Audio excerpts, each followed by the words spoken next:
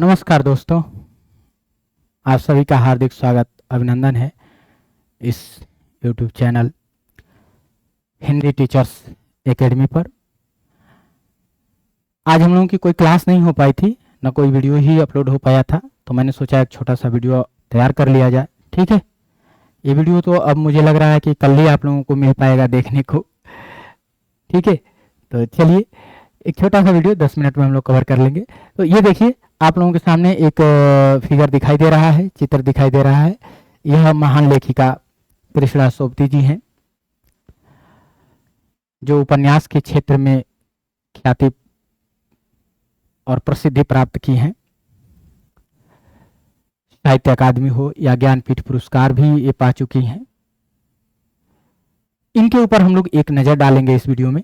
तो आइए देर न करते हुए सबसे पहले तो इनसे जो है क्षमा याचना भी कर लिया जाए, कुछ भी इनको बोलने से पहले या इनके ऊपर टिप्पणी या गलत कुछ जो भी चीज़ें हैं, क्योंकि फिलहाल तो इनका देहांत हो चुका है 2019 में ही, लेकिन फिर भी इनकी आत्मा जो है आकाश से हम लोगों को देख रही है। ठीक है, कि कौन क्या कह रहा है, आइए क्या कह रहा है। आगे बढ़ते हैं हम लोग, थोड़ा सा नीचे आते हैं। ये सब उनके कुछ इमेज हैं जो काफ़ी इंटरेस्टिंग है, आप लोग को ये गूगल पे मिल जाएगा। ठीक है, ये भी है किताब पढ़ती हुई और ये सब बैकग्राउंड है उनका। हम लोग देखेंगे कृष्णा सोबती। तो ये आप लोगों को शायद दिखाई दे रहा होगा या दिखाई नहीं दे रहा होगा, तो मैं थोड़ा सा इसको जो है हल्का सा डार्क करता हूँ ताकि आप लोगों को जो है दिखाई दे। ठीक है, थोड़ा सा लाइट को हम कर देते हैं कम। चलिए, उम्मीद है ये आपको दिखाई अभी भी नहीं दे रहा है, थोड़ा सा कलर में कर देने की वजह से दिखाई नहीं दे रहा है। चलिए कोई बात नहीं है, मैं खुद ही जो है इसको लाइट में कर देता हूँ, आप लोगों को दिखाई देगा, नहीं देगा तो मैं लिख देता हूँ। ठीक है, तो ये हैं कृष्णा सोबती जी। ठीक है, कृष्णा सोबती, कृष्णा सोबती के बारे में हम बातें करेंगे।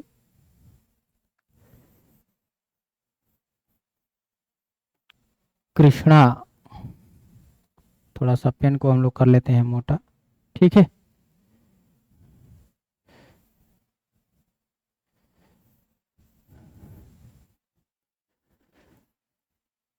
कृष्णा सोबती,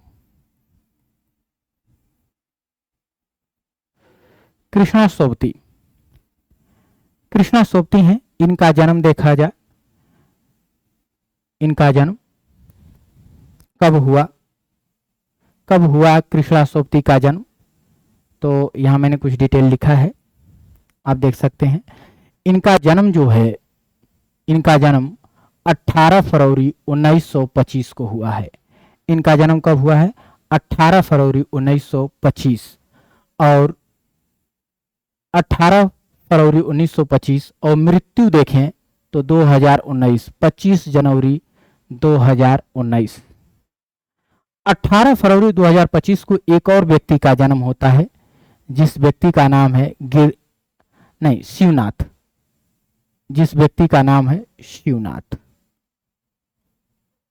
शिवनाथ, शिवनाथ का भी जन्म जो है 18 फरवरी 1925 को ही हुआ था। 18 फरवरी 1925। ये डोंगरी भाषा के प्रसिद्ध लेखक हैं। डोंगरी भाषा के ये क्या हैं? प्रसिद्ध लेखक हैं, जिनसे कृष्णा सोबती विवाह करती हैं। चूंकि कृष्णा सोबती 70-75 वर्ष की एज तक जो है अविवाहित रहे, किसी से या उन्होंने विवाह किया ही नहीं। ठीक है, फिर जो है 70 से 75 वर्ष की एज में,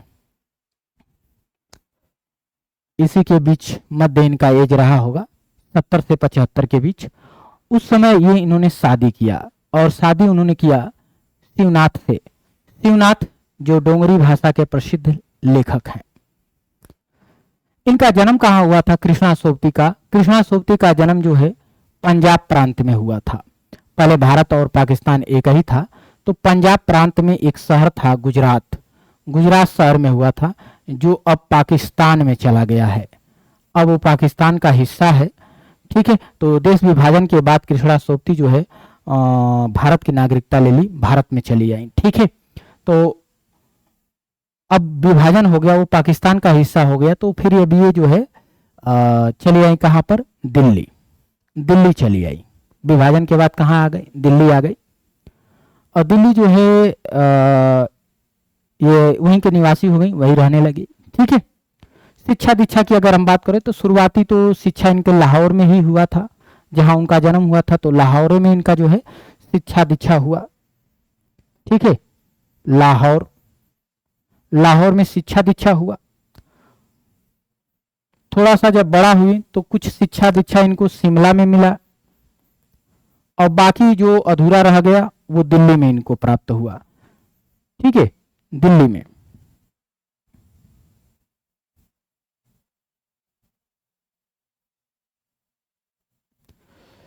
तो इनको जो शिक्षा दीक्षा मिली है, अरे क्या लिखा रहा है भाई,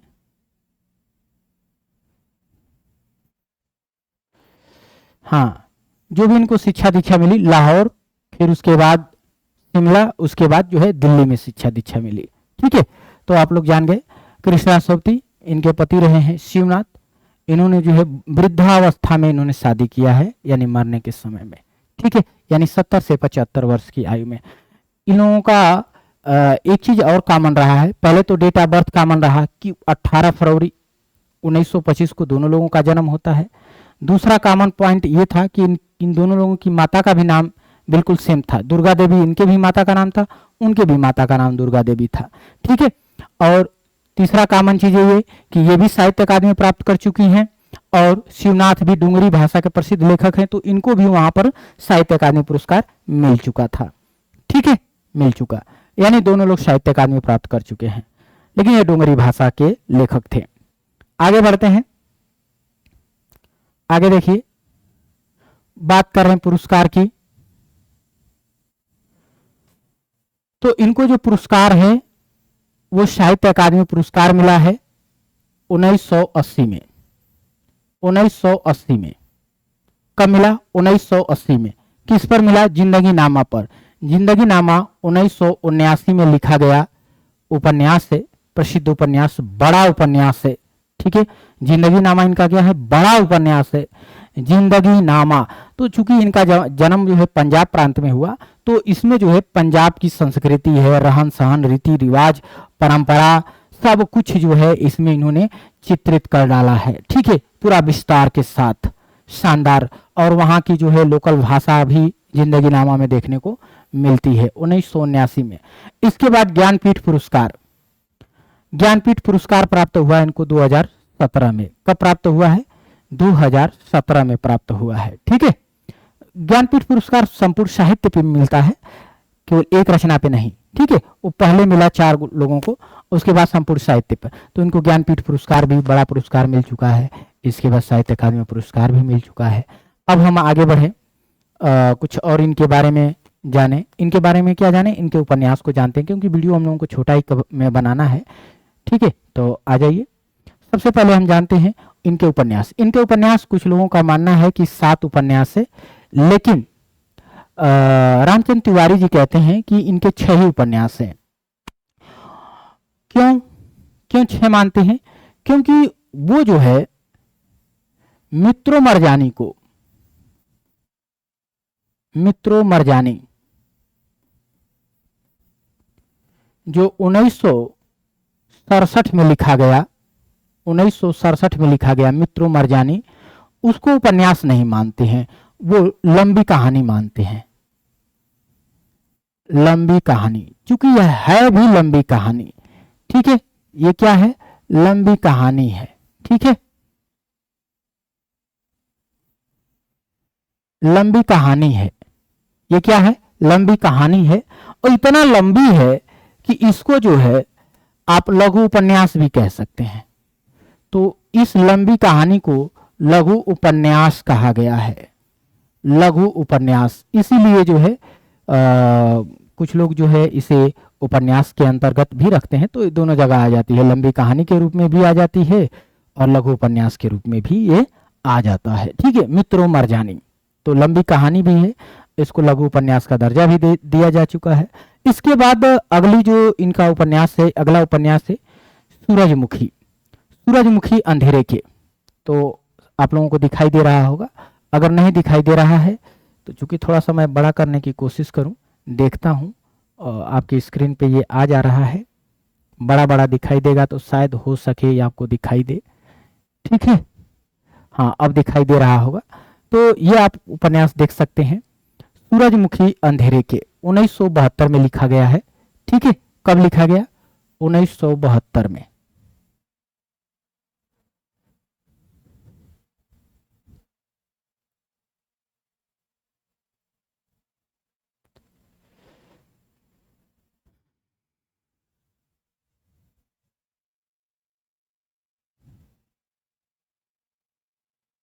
ठीक है, कब लिखा गया?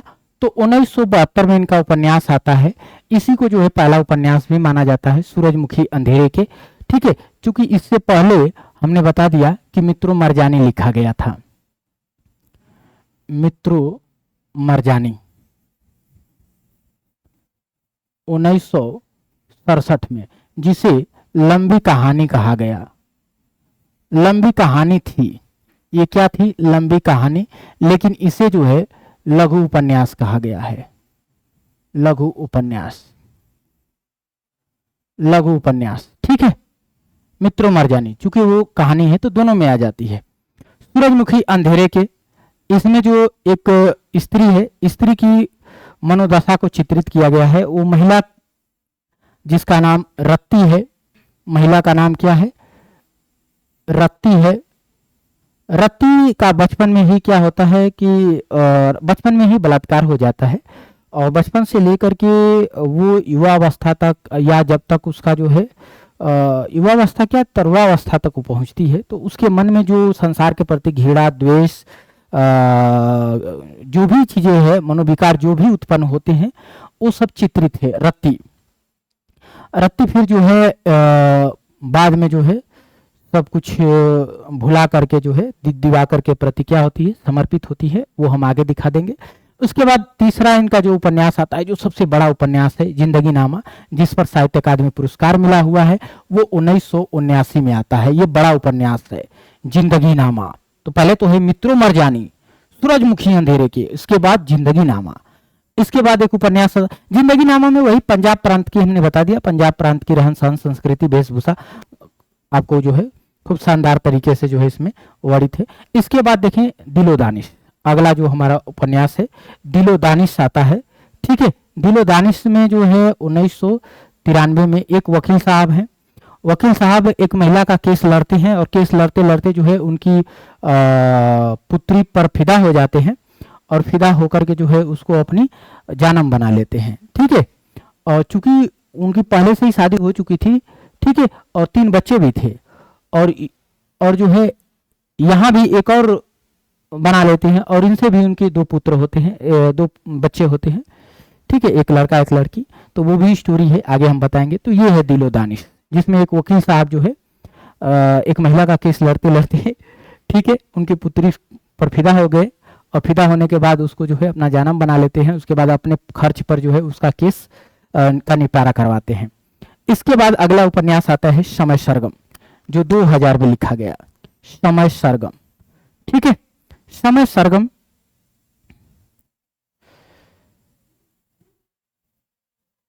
समय सरगम उपन्यास की अगर हम बात करें तो इसमें 2 बूढ़े बुजुर्ग व्यक्ति हैं। ये जो व्यक्ति है वो चूंकि विदुर है, उसकी शादी हुई थी, पत्नी मर गई, तो विदुर है और सरकारी कामकाज, मतलब पहले गवर्नमेंट सर्विस में था, रिटायर हो चुका है। और एक महिला लेखिका है जो वो भी चूंकि उसका शादी नहीं हुआ है, अविवाहित है। ठीक है, तो दोनों जो है अपना एक ऊपर नीचे कहीं फ्लैट में रहते थे, फिर दोनों, वो भी अकेला ये भी अकेला, फिर ये दोनों मिल करके फिर अपना अकेलापन दूर करने लगे। ठीक है, तो वही स्टोरी इसमें जो है समय सरगम में है, 2000 में लिखी गई है समय सरगम। ठीक है, 2 बूढ़ों की स्टोरी इसमें कही गई है। ठीक है, और ठीक उसी तरीके से जैसे कृष्णा सोबती भी 70-75 वर्ष की आयु में जो है शादी की थी, ठीक वैसे ही कुछ स्टोरी इसमें है, तो हल्का सा संकेत है कहीं इसमें अपने जीवन का।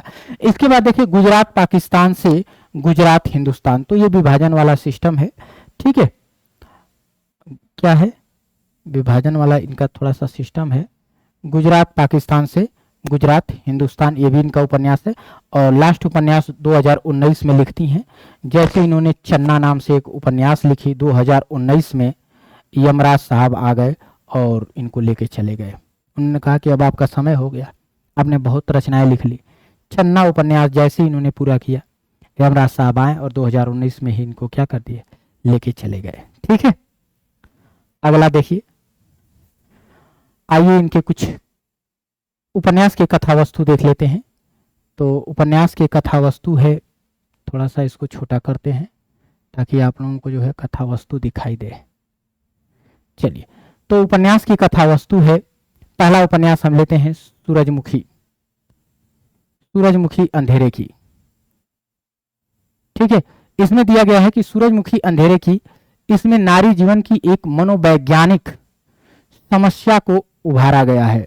नारी जीवन की मनोवैज्ञानिक समस्या को उभारा गया है, जिसमें रत्ती है, रत्ती नायिका है, स्त्री है, और दिवाकर है जो इससे बाद में मिलता है। ठीक है, तो रत्ती जो है दिवाकर को अपनी जिंदगी पूरी तरीके से, मतलब एक प्रकार से उसके प्रति समर्पित हो जाती है। बचपन में ही रत्ती के साथ हमने बता चुका है कि इसके साथ एक हादसा हुआ था, जिस हादसा को ये भुला नहीं पा रही थी। युवावस्था तक, युवावस्था से आगे तक जो है, ठीक है, प्रौढ़ावस्था जो भी कह सकते हैं, इसके मन में जो दृश्य, जो चित्र, जो संसार के प्रति घृणा द्वेष जो भी उत्पन्न होते थे, सब मनोविकारों को जो है इसमें चित्रित किया गया। सूरजमुखी अंधेरे के, तो रत्ती और दिवाकर इसके पात्र हैं। ठीक है, रत्ती और दिवाकर इसके क्या है, पात्र हैं। आगे बढ़े तो एक उपन्यास इनका जिंदगी नामा, हमने बता दिया कि जिंदगी नामा जो इनका उपन्यास लिखा गया है, ठीक है, जिंदगी नामा जो इनका उपन्यास लिखा गया है, जिंदगी नामा, ये पंजाब की विगत सती की जिंदगी का पूरा ब्यौरा प्रस्तुत किया गया है इसमें। ठीक है, यानी इसमें देखा जाए तो पंजाब प्रांत के संस्कृति, रहन सहन, वेशभूषा को चित्रित किया गया है और कुछ नहीं है इसमें। इस पर जो है इनको साहित्य अकादमी पुरस्कार मिल चुका है। ठीक है, साहित्य अकादमी पुरस्कार 1980 में। ठीक है, 1980 में। अगला उपन्यास देख लेते हैं। अगला उपन्यास है दिलो दानिश, दिलो दानिश। ठीक है, दिलो दानिश उपन्यास है, तीसरा इनका उपन्यास दिलो दानिश। इस उपन्यास की स्टोरी क्या है कि एक वकील है जिसका नाम कृपा नारायण है, एक वकील है जिसका नाम कृपा नारायण है, उसकी पत्नी है कुटुंब प्यारी, उसकी पत्नी का नाम क्या है, कुटुंब प्यारी है। ठीक है, और इसके 3 बच्चे भी हैं, इसके 3 बच्चे हैं। यह कृपा नारायण जो वकील है, यह एक महिला नसीम बानो का केस देखता है। ठीक है, वो वकील है पेशे से, तो केस लड़ता है। ठीक है, उसका केस देखता है। केस देखते देखते उसकी पुत्री महक बानो, महकती थी, तो महक बानो पर ये क्या हो जाता है, फिदा हो जाता है। और फिदा होने पर हो जाता है तो ये जो वकील है ये इसको क्या बना लेता है, जानम बना लेता है, जानम। और उसके बाद जो है इससे इसके 2 पुत्र होते हैं। एक पुत्र होता है बदरुद्दीन और एक मासूमा पुत्री होती है। मासूमा क्या होती है, पुत्री होती है। ठीक है, इसी की स्टोरी आगे बढ़ती है, कुछ चीजें ज्यादा इसमें सोचना नहीं है। तो पात्र हमको ये मिल गए। ठीक है, और आगे बढ़ते हैं। समय सरगम इनका उपन्यास आता है। समय सरगम उपन्यास जो है, इसमें जो 2 पात्र हैं वो 2 बूढ़े हैं, 2 बूढ़े पात्र हैं। एक का नाम ईशान है। ईशान चूंकि विदुर है, इसकी पत्नी मर चुकी है और पेशे से जो है गवर्नमेंट अप्लाई था और रिटायर हो चुका है।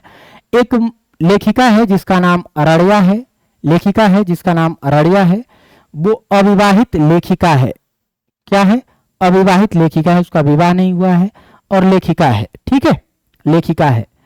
दोनों एक दूसरे के अकेलेपन को बांटने लगते हैं अंत में। ठीक है, एक ही अपार्टमेंट में रहते हैं, ऊपर नीचे। ठीक है, उसके पास स्त्री नहीं है, उसके पास पुरुष नहीं है, दोनों अपना जो है धीरे धीरे परिचय होता है, धीरे धीरे मिलते हैं, एक जगह बैठते हैं, उठते हैं, फिर अपना दोनों जो है सुख दुख बांटना शुरू करते हैं, यानी अकेलेपन को बांटने लगते हैं। ठीक है, अब दोनों अकेले नहीं रहते। तो ये हो गया समय सरगम, समय सरगम उपन्यास। आगे देखें, अगला जो इनका रचना है, मैं कहानी संग्रह देख लेता हूं। ठीक है, कहानी संग्रह की अगर बात करें तो इनका कहानी संग्रह एक ही है, एक ही कहानी संग्रह है। ठीक है, कहानी संग्रह की अगर हम बात करें, कहानी संग्रह, तो कहानी संग्रह एक ही है, सिंगल कहानी संग्रह है, जिसका नाम है बादलों के घेरे। 1980 में आता है, 1980 में एक कहानी संग्रह प्रकाशित होता है, जिस समय इनको साहित्य अकादमी पुरस्कार मिलता है। उसी समय इन्होंने कहानी संग्रह प्रकाशित करवाया, जिसका नाम है बादलों के घेरे। एक ही कहानी संग्रह है, बड़ा चर्चित हुआ। ठीक है, उसमें प्रसिद्ध कहानी की अगर हम बात करें तो इनकी प्रसिद्ध कहानी रही है सिक्का बदल गया, जो विभाजन पर लिखा गया है। सिक्का बदल गया इनका कहानी है। ठीक है, 1948 में चर्चित कहानी है सिक्का बदल गया। सिक्का बदल गया चर्चित कहानी है, जो भारत पाकिस्तान के विभाजन पर लिखी गई है। ठीक है, उसी को पृष्ठभूमि पर ये कहानी तैयार होती है। सिक्का बदल गया 1948 में। ठीक है, 47 के बाद 48 में तुरंत लिखी गई है, जैसे सालों भर बाद, जैसे देश आजाद हुआ साल भर बाद इन्होंने विभाजन पर कहानी लिख दी। ठीक है, सिक्का बदल गया भारत पाक विभाजन पर। मित्रों मरजानी, ये कहा सिक्का बदल गया इसी में बादलों के घेरे में ही संकलित है। इसके बाद मित्रों मरजानी 1967, ये लंबी कहानी 1967 में आई थी, 1967 में। क्योंकि ये कहानी है, लंबी कहानी है। ठीक है, और लंबी होने की वजह से इसे जो है छोटा उपन्यास माना जाता है। ठीक है, कहानियों में तो लंबी है, बहुत लंबी है, कहानियों जितनी कहानी होती है उस कहानी से ज्यादा लंबी हो गई है, जिसकी वजह से इसको उपन्यास की श्रेणी में रख लिया गया है। तो लघु उपन्यास कहा जाता है, ये लंबी कहानी है। ठीक है, तो मित्रों मरजानी लंबी कहानी है, इसे लघु उपन्यास का दर्जा प्राप्त हुआ है। ठीक है, आगे देखिए, यात्रा साहित्य, इन्होंने एक यात्रा साहित्य लिखा है। एक ही यात्रा साहित्य इन्होंने लिखा है कि बुद्ध का कमंडल। बुद्ध का जो कमंडल है वो लद्दाख में है, 2014 में लिखती हैं। तो भैया हम लोगों का कर्तव्य है कि बुद्ध का जो कमंडल लद्दाख में रह गया है वो चल करके ले आए। कृष्णा सोपती ने इसीलिए इसको लिखा है कि हमारे मर जाने के बाद देशवासियों को ये बात याद रहे कि जो लद्दाख है, जो हमारा विवादित क्षेत्र है लद्दाख। ठीक है, तो लद्दाख से हम लोग क्या करें, कमंडल ले आए और दिल्ली राजधानी में रखे। ठीक है, तो क्योंकि वो किनारे पे है, कभी भी पाकिस्तान लेके भाग सकता है, कभी भी चाइना लेके भाग सकता है। ठीक है, तो उसको सेंटर में ले आके रखना है। तो बुद्ध का कमंडल लद्दाख 2014 में उसको ले आना है। ये इनका यात्रा साहित्य। जब वहां गई थी तो इन्होंने देखा था कि बुद्ध जी का कमंडल तो लद्दाख में है। ठीक है, इनके पास संस्मरण आता है, 3 ठो संस्मरण है इनका। एक है हम हस्मत। हम हस्मत 4 भागों में बताया जाता है। ठीक है, 4 भाग हैं इसके।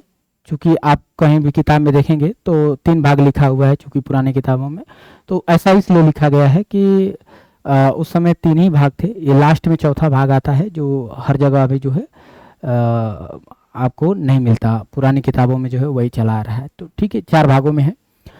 इसके बाद एक और इनका संस्मरण आता है, जो ये संस्मरण बहुत चर्चित है, बार बार पूछा जाता है। ठीक है, इसके बाद शब्दों के आलोक में, ये भी इनका संस्मरण है, शब्दों के आलोक में। और फिर लिखती हैं सोबती एक सोहबत। सोबती ऐसी तैसी नहीं थी भैया, अपने आप को याद कर रही हैं कि सोबती कैसी थी। सोबती एक सोहबत थी। सोहबत क्या थी? सोहबत। सोबती एक सोहबत थी, ये भी इनका संस्मरण आता है। सोबती क्या थी? सोहबत थी। तो चलिए, वीडियो लंबी हो गई होगी, बस इतना ही कृष्णा सोबती के बारे में आपको पढ़ना, इतना ही पढ़ना है। और आप लोग घबरा जाते हैं, कृष्णा सोबती है, कृष्णा सोबती है, क्या है? 5, 6, 7 को रचना है, उसी को आप लोग नहीं देख पाते हैं, बार बार भूल जाते हैं। खम अस्मत है, ठीक है, शब्दों के आलोक में है। और सोबती एक सोहबत है, ये इनके संस्मरण है। बादलों के घेरे में कहानी संग्रह है। और एक कहानी खूब इनका चर्चित है, 1948 में लिखा गया, सिक्का बदल गया। और 1967 में एक लंबी कहानी आती है जिसको उपन्यास का दर्जा मिलता है, मित्रों मर जानी। इसके बाद उपन्यास है तो सूरजमुखी अंधेरे के है, ठीक है। इसके बाद देखा जाए तो जिंदगी नामा है। इसके बाद देखा जाए और कौन सा उपन्यास है तो समय सरगम है। इसके बाद देखा जाए तो गुजरात पाकिस्तान से गुजरात हिंदुस्तान है। इसके बाद देखा जाए और कौन छूट गया, चन्नो है, चन्नो। तो 5 हो गए, एक और कोई छूट गया क्या, कौन सा नहीं बोले हैं? सब तो बोल ही दिए, कोई छूट गया, जिंदगी नामा बोल दिए, सूरजमुखी अंधेरे के बोल ही दिए, दिलो दानिश, दिलो दानिश छूट रहा है तो दिलो दानिश हो गया, हो गया 6। इतना ही तो आपको पढ़ना है, इससे ज़्यादा इनके उपन्यास देखने नहीं है, ठीक है। तो ये रही कृष्णा सोबती। उम्मीद है आप लोगों को ये वीडियो अच्छा लगा है। थोड़ा सा देखने में हम लोगों को परेशानी हुई, कलर हल्के हो गए थे, तो अगले वीडियो में अगली बार जब भी किसी महिला या किसी भी लेखक या लेखिका पर वीडियो जब भी बनाएंगे तो हम ध्यान रखेंगे कलर जो है ब्लैक रख देंगे, ठीक है। हाँ, ताकि आप लोगों को फ्रेश दिखे। तो चलिए मिलते हैं हम लोग किसी अगले वीडियो में किसी और लेखिका या लेखक के साथ। आप सभी को ढेर सारी शुभकामनाओं के साथ इस क्लास को हम लोग करते हैं बंद। धन्यवाद।